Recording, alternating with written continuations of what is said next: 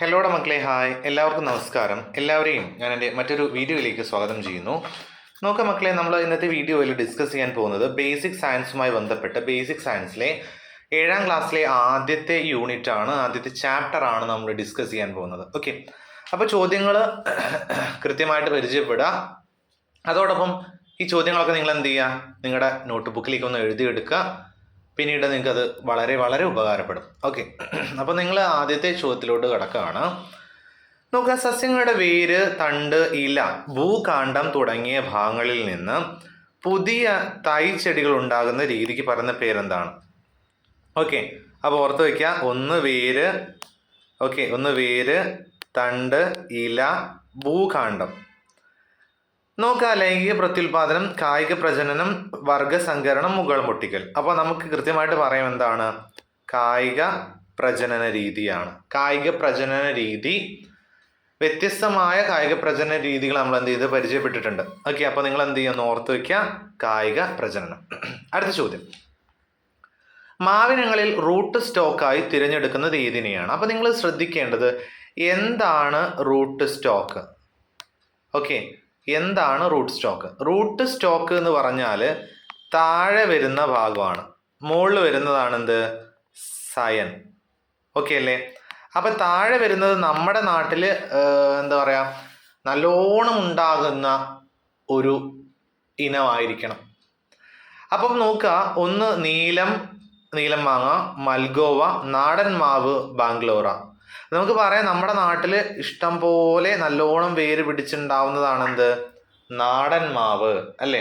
അപ്പം അതാണ് നമ്മൾ എന്ത് ചെയ്യേണ്ടത്, റൂട്ട് സ്റ്റോക്കായിട്ട് എടുക്കേണ്ടത്. റെഡി ആണല്ലോ? ഓക്കെ, മൂന്നാമത്തത്, ഗ്രാഫ്റ്റിങ്ങിൽ ഒട്ടിക്കുന്ന കമ്പിനെ പറയുന്ന പേരെന്താണ്? ഇതാണ് ആ പേര് നമ്മൾ നേരത്തെ പറഞ്ഞു അല്ലെ. ഗ്രാഫ്റ്റിങ്ങിൽ മുകളിൽ ഒട്ടിക്കുന്നതിന് പറയുന്ന പേര് സയൻ, റൂട്ട് സ്റ്റോക്ക്, ബഡ്, ഗ്രാഫ്റ്റ്. അപ്പം നിങ്ങളത് ചിലപ്പോൾ എന്ത് ചെയ്യാൻ പറ്റും, മാറിപ്പോകാൻ സാധ്യതയുള്ളത് കൊണ്ടാണ് നമ്മൾ എന്ത് ചെയ്തത്, ഈ ഒരു വീഡിയോയിൽ അത് ഉൾപ്പെടുത്തിയിട്ടുള്ളത്. സയൻ, ഓക്കെ, ബഡ്, ഗ്രാഫ്റ്റ് ഒക്കെ എന്തുമായി ബന്ധപ്പെട്ടാണ് നിങ്ങൾ എന്ത് ചെയ്യുമെന്ന് മനസ്സിലാക്കി വെക്കുക. അടുത്ത ചോദ്യം ശ്രദ്ധിക്കുക, പ്രജനന രീതിക്ക് അനുസരിച്ച് കൂട്ടത്തിൽ പെടാത്തത് ഏതാണ്? മഞ്ഞൾ, ചേന, ഇഞ്ചി, കരിമ്പ്.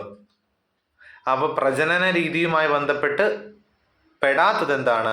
കരിമ്പാണ്. അടുത്തത് നോക്കാം, മുകുളം ഒട്ടിക്കൽ രീതിയിൽ ശരിയല്ലാത്തത് ഏതാണ്? മുകുളം ഒട്ടിക്കൽ ബഡ്ഡിങ് ആണ്. ഓക്കെ, നോക്കാം, നല്ല ഇനം ചെടിയിൽ നിന്ന് മുകുളം തൊലിയോടുകൂടി ചെത്തിയെടുക്കുന്നു. ശരിയല്ലാത്തതാണ് കേട്ടോ പറഞ്ഞത്. അപ്പം ഇത് ശരിയല്ലേ? ഇത് ശരിയാണ്.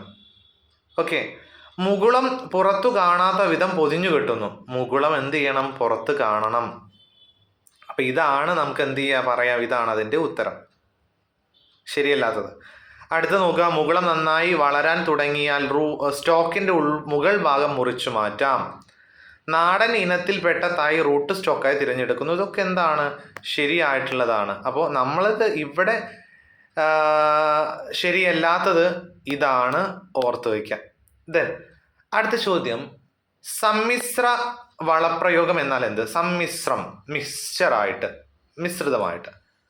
ഓക്കെ, ജൈവവളങ്ങൾ മാത്രം ഉപയോഗിക്കുന്നു, ജൈവവളം കൂടുതലും രാസവളം കുറവ് ഉപയോഗിക്കുന്നു, രാസവളം മാത്രം ഉപയോഗിക്കുന്നത്, അതേപോലെ ഒരു വളവും ഉപയോഗിക്കാത്തത്. അപ്പോൾ നമുക്കറിയാം സമ്മിശ്രം എന്ന് പറഞ്ഞാൽ എന്താണ്, മിക്സ്ചറായിട്ട് അല്ലേ എന്ന് പറഞ്ഞാൽ എന്താണ്? യെസ്, നമുക്ക് 2 വളങ്ങളാണുള്ളത്. ഒന്ന് എന്താണ്, ജൈവവളവും അതേപോലെ രാസവളവും. അപ്പോൾ നിങ്ങൾ ഓർത്ത് വയ്ക്കുക, ജൈവവളം കൂടുതലും അതേപോലെ രാസവളം കുറവും ഉപയോഗിക്കുന്നു. ഇതിനെയാണ് നമുക്ക് കൃത്യമായിട്ട് എന്ത് ചെയ്യാം, പറയാൻ പറ്റും. ഓക്കെ, ജൈവവളം കൂടുതലായിട്ടും രാസവളം എന്താണ്, കുറവായിട്ട് ഉപയോഗിക്കുന്നു. ഓക്കെ അല്ലേ? ഇനി നോക്കുക, അടുത്ത ഒരു ചോദ്യം ശ്രദ്ധിക്കുക. എന്താ അടുത്ത ചോദ്യം? ജീവാണുവളം അല്ലെ? എന്താണ് ജീവാണുവളം? ജീവാണുവളത്തിന് ഉദാഹരണം ഏതാണ്? NPK വളം, ചാണകം, കോഴിക്കാഷ്ടം, സ്യൂഡാമോണസ്. അപ്പോൾ ഒരു ജീവാണുവളം, ഓക്കെ, ജീവാണുവളമാണെന്ത്, സ്യൂഡാമോണസ്. ഓർത്ത് വയ്ക്കുക, സ്യൂഡാമോണസ് നമുക്ക് പഠിച്ചതാണല്ലേ, പാഠഭാഗത്തിൽ കൃത്യമായിട്ട് പരിചയപ്പെട്ടു പോയതാണ്.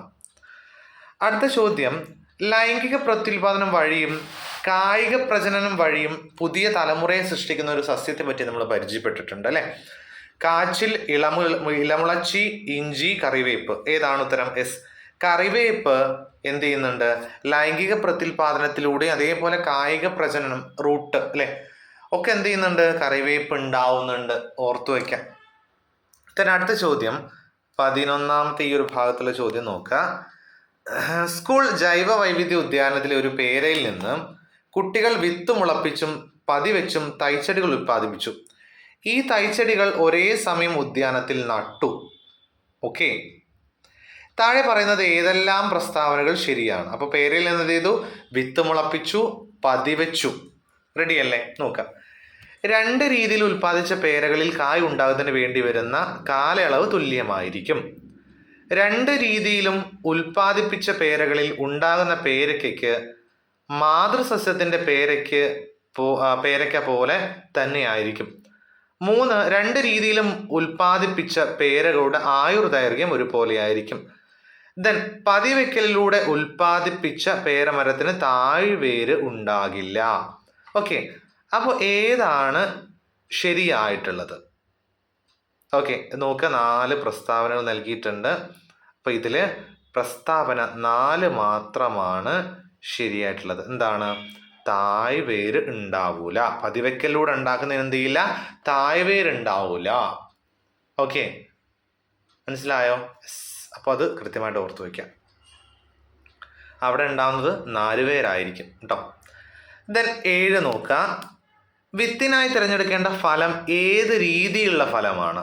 ആദ്യമുണ്ടായ ഫലം, അവസാന കാലത്ത് ഉണ്ടായ ഫലം, മധ്യകാലത്തുണ്ടായ ഫലം, മൂപ്പെത്താത്ത ഫലം. അപ്പോൾ ഓർത്ത് വയ്ക്കുക, എന്താണ്? മധ്യകാലത്ത് ഉണ്ടായ ഫലമാണ് നമ്മൾ എന്ത് ചെയ്യേണ്ടത്? വിത്തിനായി തിരഞ്ഞെടുക്കേണ്ടത്. ഓക്കെ, ഓർത്ത് വയ്ക്കുക, എന്താണ്? മധ്യകാലത്ത് ഉണ്ടായ ഫലം. Option C. റെഡി ആണല്ലോ? അടുത്ത ചോദ്യത്തിലോട്ട് പോവാലോ. നോക്കാം. താഴെ പറയുന്നവയിൽ കൂട്ടത്തിൽപ്പെടാത്തത് ഏത്? ഓക്കെ, കമ്പോസ്റ്റ്, എല്ലുപൊടി, യൂറിയ, കോഴിക്കാഷ്ടം. അപ്പം എന്താണ് ഇവിടെ? എസ്, ഇത് യൂറിയ ആണ്. ഓർത്ത് വയ്ക്കുക, യൂറിയ ആണ് എന്ത്? ഇതിൻ്റെ ശരിയായിട്ടുള്ള ഉത്തരം. ജസ്റ്റ് നിങ്ങൾ എന്ത് ചെയ്താൽ ഒന്ന് മനസ്സിലാക്കി വെച്ചാൽ മതി. ഓക്കെ, എന്താണ്? യൂറിയ. അടുത്ത ചോദ്യം നോക്കാം. നമ്മൾ സങ്കര ഇനങ്ങൾ നിരവധിയായി പഠിച്ചിട്ടില്ലേ? ഉണ്ട്. താഴെ പറയുന്നവയിൽ സങ്കര ഇനം നെല്ലിനങ്ങളുടെ കൂട്ടം ഏതാണ് എന്നാണ് ചോദ്യം. ഓക്കെ, അന്നപൂർണ, പവിത്ര, ജ്യോതി, ഉജ്ജ്വല, ജ്വാലാമുഖി, അനുഗ്രഹ, ജ്യോതിക, ഭാഗ്യലക്ഷ്മി, മാലിക, സൽകീർത്തി, കിരൺ, അനാമിക. ഇത് നമ്മൾ കൃത്യമായിട്ട് മറ്റൊരു വീഡിയോയിൽ വിശദമായിട്ട് പറഞ്ഞു പോയ ഒരു ഭാഗമാണ് അല്ലേ. അപ്പം നോക്കുക, അന്നപൂർണ, പവിത്ര, ജ്യോതി എന്നിവയാണെന്ത്? നെല്ലിനങ്ങളുടെ കൂട്ടം. ഓർത്ത് വയ്ക്കുക കേട്ടോ, എന്താണ്? നെല്ലിനങ്ങളുടെ കൂട്ടം. അടുത്ത ചോദ്യം നോക്കാം. യെസ്, താഴെ പറയുന്ന സൂചനകളിൽ നിന്ന് വ്യക്തിയെ തിരിച്ചറിയുക. ഓക്കെ, ഇന്ത്യൻ ഹരിത വിപ്ലവത്തിൻ്റെ പിതാവ് എന്നറിയപ്പെടുന്നു. നിങ്ങൾക്ക് ഉത്തരം കിട്ടിയിട്ടുണ്ടായിരിക്കും. അത് മാത്രം മതി അല്ലേ. ഭാരതരത്ന നേടിയ 2ാമത്തെ മലയാളിയാണ്. ആലപ്പുഴ കുട്ടനാട് മങ്കൊമ്പിലാണ് അദ്ദേഹത്തിൻ്റെ തറവാട് വീട്. ഗോതമ്പിൻ്റെയും അരിയുടെയും അത്യുൽപാദന ശേഷിയുള്ള വിത്തിനങ്ങൾ വികസിപ്പിച്ചെടുത്തു അദ്ദേഹം. 2023 സെപ്റ്റംബർ 28 അദ്ദേഹം അന്തരിച്ചത്. ഓക്കെ, ആരാണ്? Sunderlal Bahuguna, Karpoori Thakur, Vikram Sarabhai, M S Swaminathan. ഓർത്ത് വയ്ക്കുക, എന്താണ്? M S Swaminathan. ഇത് മാത്രം മതി നമുക്ക്. ഹരിത വിപ്ലവത്തിൻ്റെ പിതാവ് അല്ലേ. വേറെ ഒന്നിലേക്ക് നമ്മൾ പോകേണ്ട ആവശ്യമില്ല. അടുത്ത ചോദ്യം, ജൈവ നിയന്ത്രണത്തിന് ഉപയോഗിക്കുന്ന മിത്രകീടം എന്ന് പറഞ്ഞാൽ എന്താ? നമ്മുടെ ആവശ്യത്തിന് വേണ്ടിയിട്ട് ഉപയോഗിക്കുന്ന കീടം. വെള്ളീച്ച, ശലഭപ്പുഴു, ഇലച്ചുരുട്ടിപ്പുഴു, വട്ടച്ചാഴി. ഓർത്ത് വയ്ക്കുക, എന്താണ്? വട്ടച്ചാഴി അല്ലെങ്കിൽ ലേഡി ബഗ് എന്നുള്ള ആ ഒരു കീടത്തെയാണ് നമ്മൾ മിത്രകീടമായിട്ട് നമ്മൾ ഉപയോഗിക്കുക. ഓക്കെ, മറ്റുള്ള കീടങ്ങൾക്കെതിരെ. അടുത്ത ചോദ്യം, കേന്ദ്ര തോട്ടവിള ഗവേഷണ കേന്ദ്രം അല്ലെങ്കിൽ CPCRI സ്ഥിതി ചെയ്യുന്നത് എവിടെയാണ്? കാസർഗോഡ്, കോട്ടയം, ശ്രീകാര്യം, മണ്ണൂത്തി. എവിടെയാണ്? കാസർഗോഡാണ് കേന്ദ്ര തോട്ടവിള ഗവേഷണ കേന്ദ്രം സ്ഥിതി ചെയ്യുന്നത്. ഓക്കെ ആണല്ലോ. ഇതിന് അടുത്ത ചോദ്യം, താഴെ പറയുന്നവയിൽ ശരിയായ പ്രസ്താവന ഏതാണ്? ഓക്കെ, താഴെ പറയുന്നവയിൽ ശരിയായ പ്രസ്താവന ഏത് എന്നാണ് ചോദ്യം. ഓക്കെ അല്ലേ. നോക്കാം, കായിക പ്രജനനത്തിൽ വിത്തിൽ നിന്ന് പുതിയ സസ്യങ്ങൾ ഉണ്ടാകുന്നു. തണ്ട്, ഇല എന്നിവയിൽ നിന്ന് പുതിയ സസ്യങ്ങൾ ഉണ്ടാകുന്നതാണ് ലൈംഗിക പ്രത്യുൽപാദനം. മുരിങ്ങയിൽ കായിക പ്രജനനം വഴി മാത്രമാണ് പുതിയ സസ്യങ്ങൾ ഉണ്ടാകുന്നത്. ഒരു പ്രസ്താവന കൂടി കൊടുത്തിട്ടുണ്ട് അവിടെ.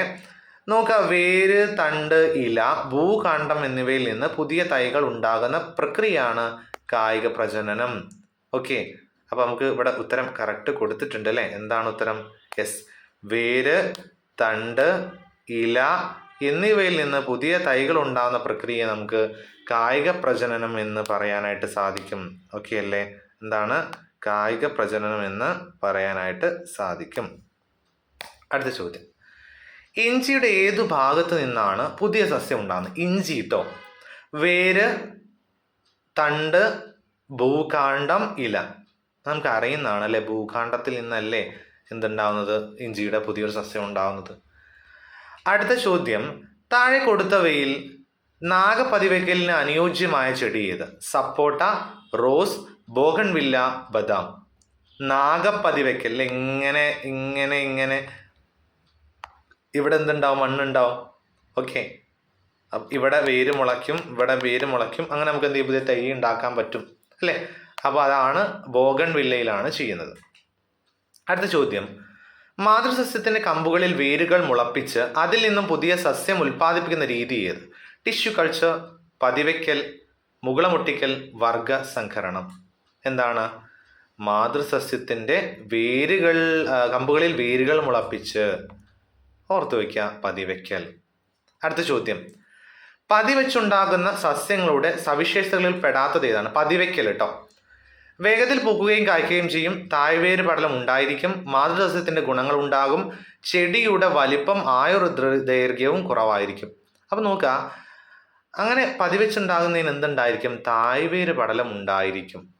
ഓക്കെ, ഇതാണ് കൂട്ടത്തിൽ പെടാത്തത്. തായ്വേര് പടലം ഉണ്ടാവോ? ഇല്ല, ഒരിക്കലുമില്ല. ഓക്കെ അല്ലേ? ഓക്കെ അല്ലേ? യെസ്, തായ്വേര് പടലം ഉണ്ടായിരിക്കും.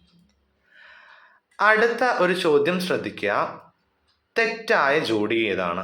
ഇതൊക്കെ നമ്മൾ പറഞ്ഞ ഭാഗം അല്ലേ? ഏതാണ്? നമ്മൾ നേരത്തെ നെല്ലിൻ്റെ പറഞ്ഞിട്ടുണ്ടായിരുന്നു അല്ലേ? ഹൈബ്രിഡ് ആയിട്ടുള്ള കാര്യങ്ങൾ.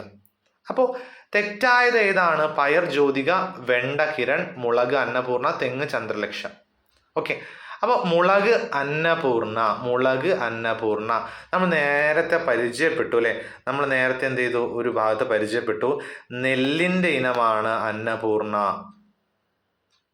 ഓക്കെ, അപ്പോൾ ഇവിടെ കൃത്യമായിട്ട് പറയാം, മുളക് അന്നപൂർണയല്ല. അപ്പോൾ ഇത്രയും ചോദ്യങ്ങളാണ് പരിചയപ്പെട്ടുള്ളത്. നേരെ നമ്മൾ വീഡിയോ സ്റ്റോപ്പ് ചെയ്യാണ്. വീഡിയോ ഇഷ്ടമായെങ്കിൽ ചാനൽ സബ്സ്ക്രൈബ് ചെയ്യുക, മറ്റുള്ള ആളുകളിലേക്ക് എന്ത് ചെയ്യുക? ഷെയർ ചെയ്ത് കൊടുക്കുക.